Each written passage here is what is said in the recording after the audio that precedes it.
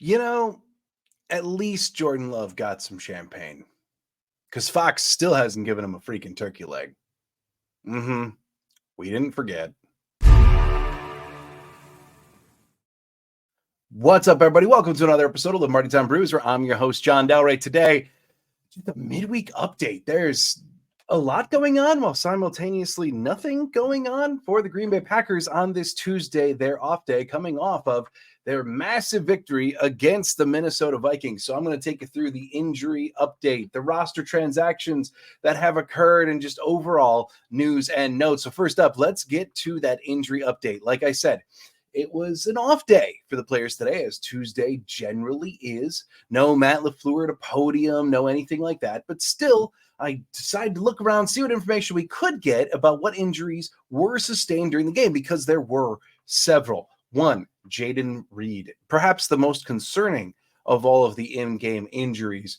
We know that x-rays were negative on his ribs. We also know that he was taken for CT scans. You'd believe, since it's been a couple days, that hopefully the reports of those are also good, since we haven't heard anything new in any way, shape, or form. So ultimately, this is one injury that we're still waiting on some details of. Ian Rappaport did say that his status for Week 18 certainly seems in doubt, which is less than ideal. But at this point, all we know is that x-rays were negative on his ribs. Isaiah McDuffie, he wound up leaving the game with the concussion. He was out for the rest of the game with the concussion. That seems to generally indicate as though he is in concussion protocol. So we'll look forward to an update with him. Elton Jenkins. Now, I assumed while the game was going on that Elton Jenkins was, he was taken out. The game was well in hand. They wanted to give Sean Ryan some additional snaps. They put him in left guard. Just thought it was something like that. Or, they've been giving Elton Jenkins a periodic day off throughout the season, basically almost once a week to rest his knee. But then I saw a clip that Andy Herman posted on Twitter where he actually got rolled up on from behind, and now all of a sudden there may be a little bit of concern. So this is certainly one to watch. Is it a matter of it was just sore, maybe it swelled up a little bit, they kept him out for precautionary reasons because the game was well in hand? Or is this one more of that's an actual injury? We should find that one out for sure tomorrow. Josh Myers was believed to have a concussion, although that is yet to be unconfirmed because he was not formally declared out like Isaiah McDuffie was. We genuinely know nothing about this one. Preston Smith suffered an ankle injury. He, however, returned to the game, seemingly would alleviate concern there. And then one injury that I don't think anyone knew about during the game, and I'm not sure anyone knew about any injury at all until it was announced earlier, but Samori Toure has been placed on injured reserve.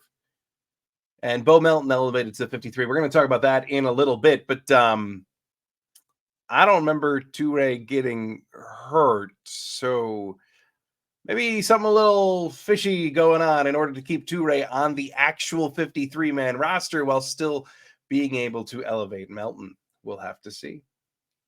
And the thing is with the Green Bay Packers, even sustaining all of those injuries, is there is still a chance somehow that this team could enter Week 18 healthier than it did Week 17. And I say that because, several of those injuries that I just listed may not be of the long-term variety. Maybe, obviously, Jaden Reed is a little concerning. Some of the concussions, you never really know, etc.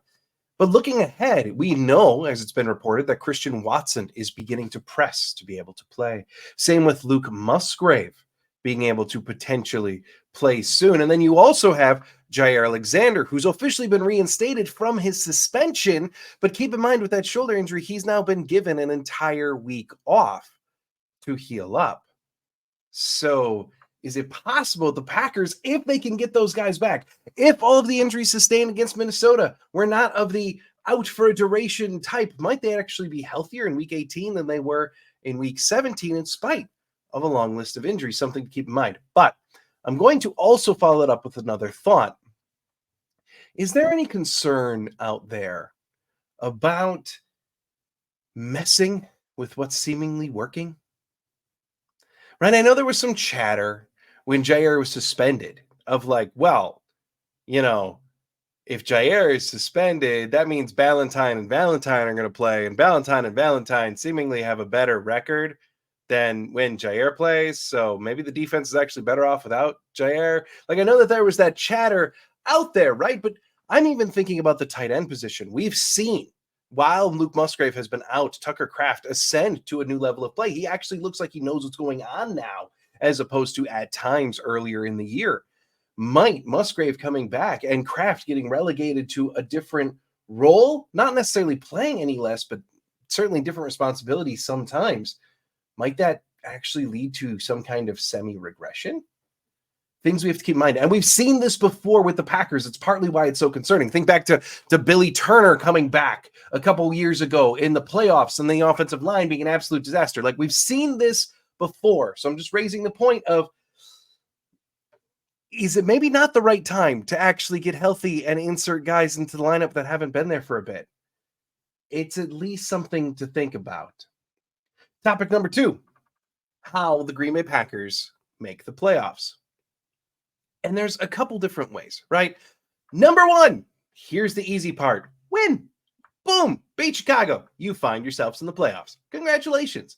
What seed you are is going to be determined by the Rams versus 49ers. 49ers win. Packers win. Ah, great. Packers are the 6th seed. And Rams win and Packers win. Well, Packers then are the 7 seed. But still, hey, in the playoffs. Keep in mind, too, that the 49ers are the 1 seed already that's been clinched, so they might not have a ton to play for. It certainly sounds already that Christian McCaffrey is not going to go against the Rams, so just keep that in mind as we prepare for Week 18. So there you go. Beat Chicago, either the 6th or the 7th seed. Lose to Chicago, and it is still possible to make the playoffs, but now you need a little bit of help. Lose to Chicago, and you have to have the Vikings lose to the Lions, and the Seahawks lose to the Cardinals. Those 2 games must happen that way. Vikings lose to the Lions, Seahawks lose to the Cardinals. But then you also have to have one of the 2 following. Either the Bucs have to lose to the Panthers, or the Saints have to lose to the Falcons. So Vikings got to lose, Seahawks got to lose, and then one of Bucs losing or Saints losing. So, in summary, win and you're in. Win and the 49ers win, 6th seed. Lose, need the Vikings to lose. Need the Seahawks to lose. Plus one of Saints or Bucs to lose. Week 18, it's getting real. That's all it's coming down to. Now, what's going on with the Packer roster? Just one quick transaction today for the actual 53-man roster. As I mentioned, Samori Toure was put on the injured reserve, and details still not exactly known about what the injury is that's putting Samori Toure onto the IR following his muffed punt and just overall not stellar performance. But then, of course, you've got Bo Melton, who needed to be put on the 53 following his 100-yard receiving day against Minnesota. So he's now officially on the 53. Toure on IR. Jair officially reinstated back to the roster following his suspension. And let's actually spend a minute on Bo Melton. Okay, just telling his story. Fantastic camp before it was derailed by injury.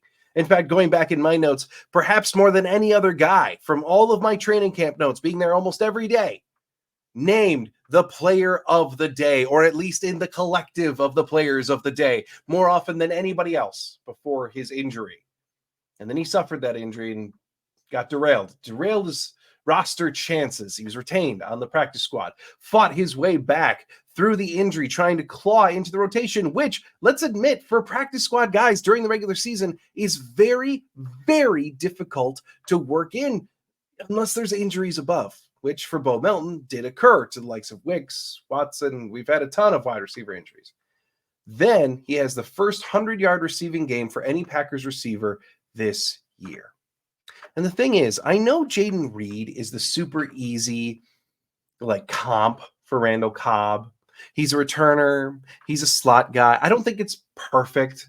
I mean, it's easy. I think it's kind of lazy even to comp the two. But you see it there?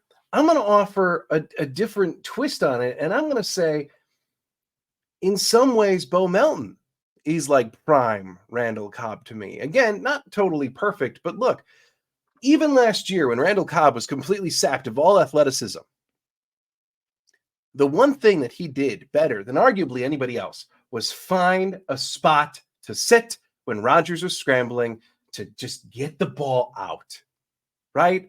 Cobb, especially on third downs, Cobb always seemed to know where to go to make a play. And now we're seeing that with Bo Melton. And I think even Zach Cruz put it very, very well in this tweet. And he said, Bo Melton's 11 catches this season have resulted in 9 first downs and 1 touchdown. He's converted 5 third downs on 11 catches this season.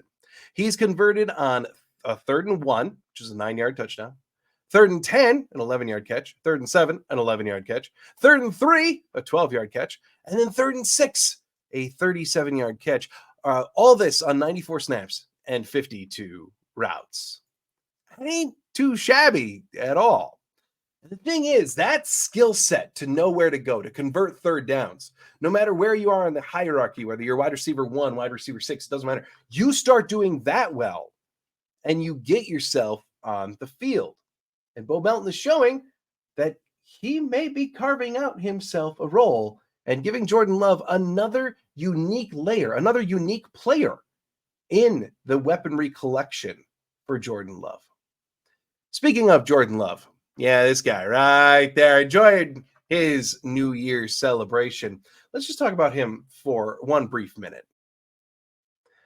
Let's just review a few key things here, because he might be finding himself in midst of a Pro Bowl season. And I'm not sitting here declaring like he's one of the top 3 in the NFC. He's going to make, no, I'm saying like potentially as an alternate, injury replacement, whatever. Like, dude may find himself in the Pro Bowl this year. So let's just go over a couple of numbers. He's 10th in passing yards in the NFL, 6th in the NFC, 3rd in the NFL in touchdown passes, 20th in sacks in the NFL with only 29. And yes, sometimes sacks absolutely correlates to what the quarterback does. It's not just an O-line stat.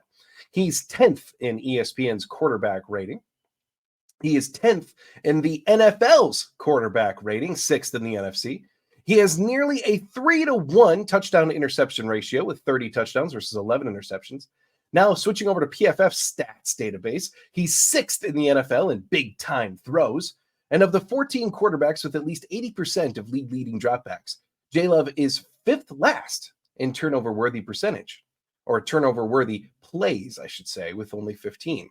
His average depth of target is tied for the league lead. He's 11th in rushing yards even, so you can't even say that he's not contributing that way, because the man is. And he's doing all of it with the youngest offense in the NFL. He's doing it with every single receiver on a rookie contract. Think about that, because I even had to remind myself of that.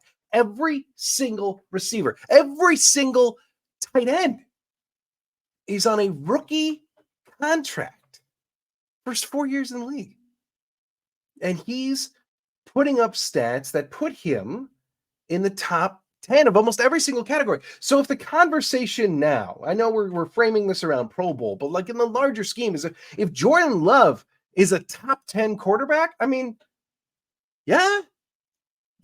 And I know we're excluding a couple guys because of injuries, because these are things along statistics, but like almost everything's there. He's right around 10th or better in almost every meaningful category.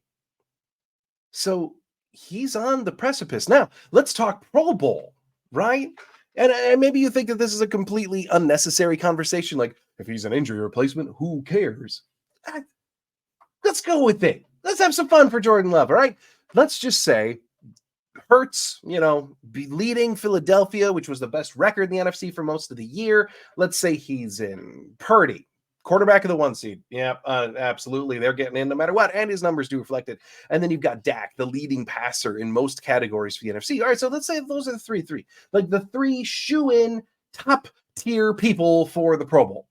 The next tier undoubtedly belongs to 4 guys: Baker Mayfield, Matthew Stafford, Jared Goff, and Jordan Love. And you can put them in any particular order depending on what statistic you like the best. However, I would argue that from a round standpoint, from the complete picture, Jordan Love may actually be the highest of all 4. Matthew Stafford certainly has the recognition. Jared Goff quarterbacking Detroit, which could be like the 3 seed. That looks awfully good. Baker's got more name recognition than Love in a weird way, but I'm not sure it's on all positive reputation. But then you've got Love, this first-year starter who did have kind of a rough month earlier in the year. And there's just so much going on. But look, he's there. He's firmly entrenched in the conversation. And keeping in mind injuries, one NFC rep not being allowed to play in the Pro Bowl because they're going to be going to the Super Bowl instead. Yeah, Jordan Love may find himself in the Pro Bowl. And yeah, I understand. Sure, it's a disqualifier to be like, well, it's an injury replacement. Considering it's his first year starting with the league's youngest offense and no one that he's throwing to getting 1,000 yards on the season or coming even close. Look at that. His leading receiver is a rookie. Shout out to Jaden Reed, by the way, for breaking Sterling Sharp's reception record. It's a hell of an accomplishment for a rookie. But then Dobbs, Wicks, Watson, Musgrave, look at the list of names. There's no superstar there. Maybe a few superstars in the making. But Jordan Love's doing it. He's doing it on his own. One last thing that I just wanted to touch on today. And it's not a happy piece of news, but it is very, very relevant to Packers news. And that we have to extend well wishes to the family, as well as rest in peace to Ken Bowman. Ken Bowman was the epitome of toughness during the Lombardi era in Green Bay. He went to the University of Wisconsin and then went on to play center for the Green Bay Packers for 10 years, winning 3 championships in those 10 years. And he's perhaps best known for images like this one of battered and bruised faces, ripped off face masks, marred hands, or maybe even the iconic combo block with Jerry Kramer in the Ice Bowl for Bart Starr's QB sneak. But Bowman was also remembered by teammates for his performance in Super Bowl I. Ill with shoulder problems for a good portion of his career, Bowman particularly battled with it during the Super Bowl season, even losing his job at times because of it. But when his replacement Curry was injured in the Super Bowl, in went Bowman. The shoulder re-separated during the game. He ran off to the sideline, got it popped back in, and back into the game he went. According to Packers historian Cliff Crystal on the Packers site, Bart Starr once said, "I've never seen a guttier guy than Ken Bowman." He passed away this morning. Another Packer Hall of Famer deceased and another Lombardi legend joining Lombardi and all the rest of the teammates somewhere else. So may Ken Bowman rest in peace. Thanks so much for joining me here on Lombardi Time Brews. I'll be back tomorrow, 4:30 p.m. Central Time for our live Q&A, Wednesday live Q&A. So come on back for that. I'll be here. And then Friday game preview for Packers versus Bears. Thanks so much for joining me here on Lombardi Time Brews. I do hope you are having a fantastic week. And as always, go Pack Go.